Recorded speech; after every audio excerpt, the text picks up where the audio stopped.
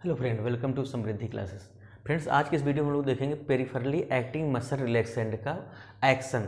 इसका मतलब है कि जो पेरिफेरली एक्टिंग मसल रिलैक्सेंट हम लोग प्रीवियस वीडियो में डिस्कस किया था कि मसल रिलैक्सेंट होते क्या हैं, तो हमने बताया था कि आपको दो टाइप के होते हैं, सेंट्रली एक्टिंग, पेरिफेरली एक्टिंग। उसके बाद हम लोगों ने क्लासिफिकेशन डिस्कस किया हुआ था। उसके बाद हम लोगों ने डिस्कस किया हुआ था मैकेनिज्म ऑफ एक्शन। मीन्स जो आपके कम्पिटिटिव ब्लॉकर थे, मीन्स नॉन डीपोलराइजिंग थे, दूसरा डीपोलराइजिंग थे। तो हमने बताया था जो आपके नॉन डीपोलराइजिंग थे मीन्स कम्पिटिटिव ब्लॉकर थे, तो हमने बताया था कि जो एगोनिस्ट है, एंटागोनिस्ट है, सेम रिसेप्टर बाइंड करते हैं। जहाँ पे एगोनिस्ट बाइंड करता है वहीं पे एंटागोनिस्ट बाइंड करता है। डिफरेंस ये होता है कि जो एंटागोनिस्ट है उसकी एफिनिटी ज़्यादा है, ठीक है, वो फाइनली बाइंड करके और एगोनिस्ट को वहाँ से रिप्लेस कर देता है। तो ये तो हम आपको बताए थे मैकेनिज्म ऑफ एक्शन जो प्रीवियस वीडियो में डिस्कस किए थे। अब उसके बाद हम बात करते हैं आज यहाँ पे एक्शन की बात करेंगे कि अगर हम लोग पेरिफेरली एक्टिव मसल रिलैक्सेंट अगर ले रहे हैं तो हमारे जितने बॉडी पे आर्गन्स हैं उस पर क्या क्या इफेक्ट आएंगे। तो सबसे पहले अगर हम बात करते हैं, पहले हम बात करते हैं स्केलेटल मसल की।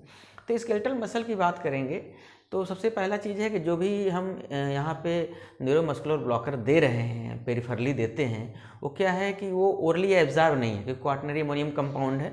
तो क्या होता है कि जब आईवी इंजेक्शन देंगे, नॉन डीपोलराइजिंग देंगे, मीन्स कम्पिटिटिव ब्लॉकर की ड्रग देंगे, डी ट्यूबोक्लोरिन, एट्राक्योरियम, पेनक्लोरियम ड्रग देंगे, तो क्या करते हैं कि ये मसल वीकनेस काम करते हैं। मसल को क्या करेंगे, वीक कर देते हैं और फ्लैसिड पैरालिसिस का करते हैं। सडन क्या होता है कि आपकी जो मसल्स होती है वीक हो जाती है, पैरालाइज हो जाता है, भाई कोई भी फंक्शन बॉडी में जो मसल्स हैं वो काम नहीं करती।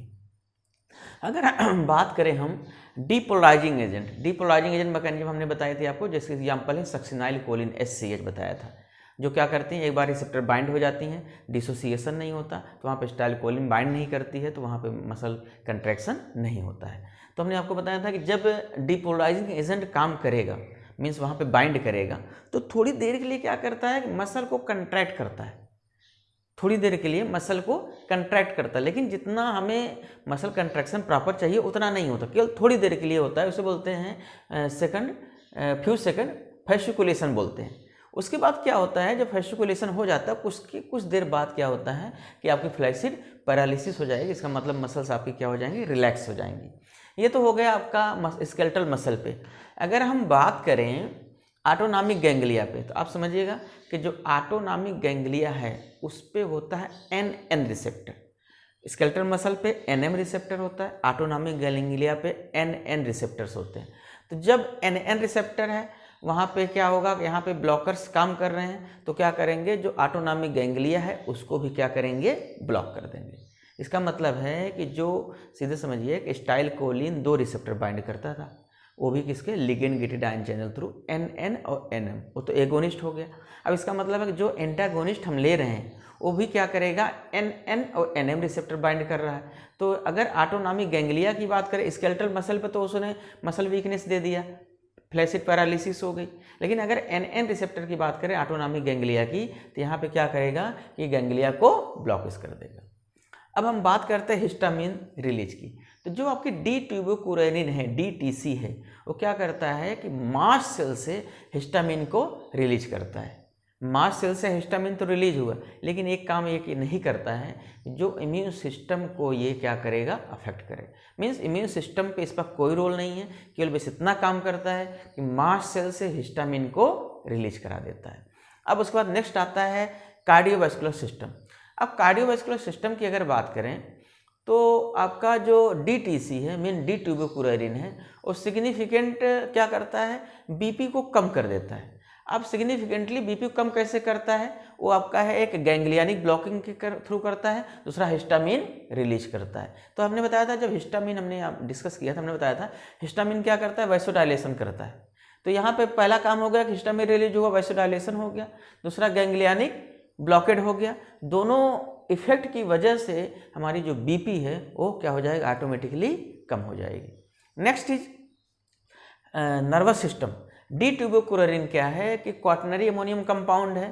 क्वाटरनरी अमोनियम कंपाउंड होने की वजह से ये क्या होता है कि ब्लड ब्रेन बैरियर को क्रॉस नहीं करता है। अब ब्लड ब्रेन बैरियर को क्रॉस नहीं कर रहा है तो इसका कोई भी इफेक्ट हमारे nervous system, central nervous system पे नहीं आएगा।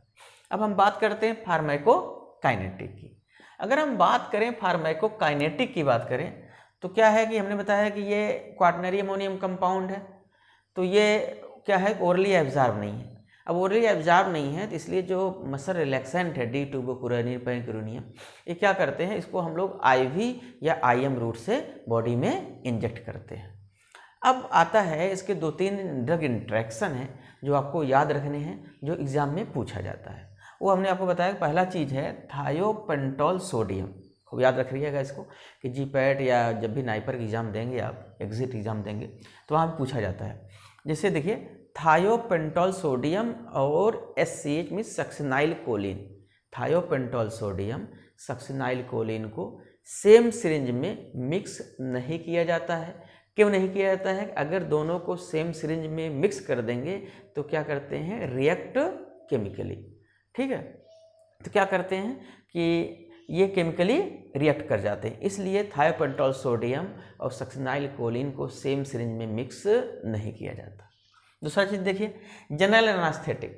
अब जनरल एनास्थेटिक अगर ड्रग देंगे तो क्या करते हैं कि जो ये आपके कॉम्पिटिटिव ब्लॉकर्स की ड्रग हैं, इनके एक्शन को पोटेंशिएट कर देता है। कौन सा? General anaesthetic. General anaesthetic competitive blocker के एक्शन को पोटेंशिएट कर देता है। Next is the calcium channel blocker. Calcium channel blocker क्या करेंगे, देखिए calcium channel blocker potentiate action of competitive and depolarising muscle relaxant. Means अगर कैल्शियम चैनल ब्लॉकर दे रहे हैं, देखिए कैल्शियम चैनल ब्लॉकर भी मसल रिलैक्सेंट काम करता है। यहाँ पे हम लोग स्केलेटल मसल रिलैक्सेंट ऑलरेडी देख ही रहे हैं, जो मसल रिलैक्सेंट काम कर रहा है। तो इस कैल्शियम चैनल ब्लॉकर जो है वो दोनों के, चाहे कॉम्पिटिटिव की बात करें मीन्स नॉन डीपोलराइजिंग एजेंट की बात करें, चाहे हम डीपोलराइजिंग एजेंट सक्सिनाइल कोलिन की बात करें, दोनों के एक्शन को पोटेंशिएट कर देगा। उसके बाद करते हैं डायरेटिक्स की। डायरेटिक्स क्या करता है? Produce hypokalemia. हाइपोकैलेमिया काज करता है, जो क्या करता है कि जो इन्हांस कॉम्पिटिटिव ब्लॉकर्स की एक्टिविटी, जो कॉम्पिटिटिव ब्लॉकर्स की एक्टिविटी क्या करता है, इन्हांस कर देता है। तो ये आपके रहे ड्रग इंट्रैक्शन, आपको देखना पड़ेगा क्योंकि ये पूछे जाते हैं, एग्जाम में पूछे जाते हैं कि थायोपेंटोल सोडियम सक्सिनाइल कोलिन दोनों को सेम सिरिंज मिक्स नहीं करेंगे क्योंकि केमिकली रिएक्ट कर जाते हैं। दूसरा हमने बताया जनरल एनास्थेटिक कॉम्पिटिटिव ब्लॉकर के एक्शन को पोटेंशिएट कर देता है। कैल्शियम चैनल ब्लॉकर दोनों के एक्शन को पोटेंशिएट कर देता है, मीन्स आपका मसल डीपोलराइजिंग और कॉम्पिटिटिव ब्लॉकर के। और डायरेटिक्स का क्या करता है, हाइपोकैलेमिया काज करता है, वही क्या करता है, कॉम्पिटिटिव ब्लॉकर के एक्शन को इंड्यूस कर देता है। अब बात आती है टॉक्सिसिटी की। टॉक्सिसिटी में आने के बाद अगर हम बात करें तो इसमें जो पहली टॉक्सिसिटी है वो है रिस्पायरेटरी पैरालिसिस। जो उसकी टॉक्सिसिटी काज होती है वो है आपकी रिस्पायरेटरी पैरालिसिस होती है। दूसरा क्या है कि अगर यहाँ पे बात कर रहे थे तो हमने बताया था कि बीपी कम हो जाती है तो फॉल इन बीपी हो जाता है। अगर बीपी एक्सेस में कम हो जाए, तो अगर बीपी एक्सेस में कम हो जाए, ठीक है, तो क्या होगा, लास्ट में क्या होता है, कार्डियोवैस्कुलर कोलैप्स होने लगता है। तो कार्डियोवैस्कुलर काम प्रॉपर नहीं करता है, कार्डियोवैस्कुलर कोलैप्स होने लगता है। तो अगर हम बात करें इसके टॉक्सिसिटी की तो रिस्पायरेटरी पैरालिसिस पहला हो गया। दूसरा फॉल इन बीपी, अगर एक्सेस में फॉल इन बीपी हो रही है तो क्या होता है, लास्ट में कार्डियोवैस्कुलर कोलैप्स होने लगता है। तो ये रहा आपका action of the peripherally acting muscle relaxant. Means muscle relaxant का बॉडी के जितने आर्गन्स हैं, डिफरेंट आर्गन्स हैं, सिस्टम्स हैं, उस पर क्या इफेक्ट्स हो करता है। तो ये हम लोगों ने आज यहाँ पे डिस्कस किया। अगर आपको वीडियो समझ में आ रहा हो, आपको अच्छा लग रहा हो, तो वीडियो को सब्सक्राइब करेंगे तो आपको नई वीडियो की नोटिफिकेशन आपको मिलती रहेगी, ठीक है। और जो कोई भी अगर डाउट है तो आप उसको बॉक्स में डाल सकते हैं, वहाँ पे हम आपको देख के उसका रिप्लाई करेंगे। दूसरा चीज़ है कि अगर आपको मेडिसिनल केमिस्ट्री का अगर आपको देखना है, सेमेस्टर का वीडियो देखना है, सेंसिस आपको देखनी है, तो उसके लिए डॉक्टर आशीष श्रीवास्तव का चैनल है, डिस्क्रिप्शन बॉक्स में हम डाल देंगे लिंक, वहाँ से आप देख सकते हैं। जितने आपके डाउट्स हैं वो भी वहाँ पे इजीली आप क्लियर कर सकते हैं। तो हम लोग नेक्स्ट वीडियो में देखेंगे आपका एक, इसमें 2 टॉपिक अभी छूटे हुए इसमें हैं, वो है centrally acting muscle relaxant and direct acting muscle relaxant. तो हम लोग उसको नेक्स्ट वीडियो में देखेंगे। Thank you.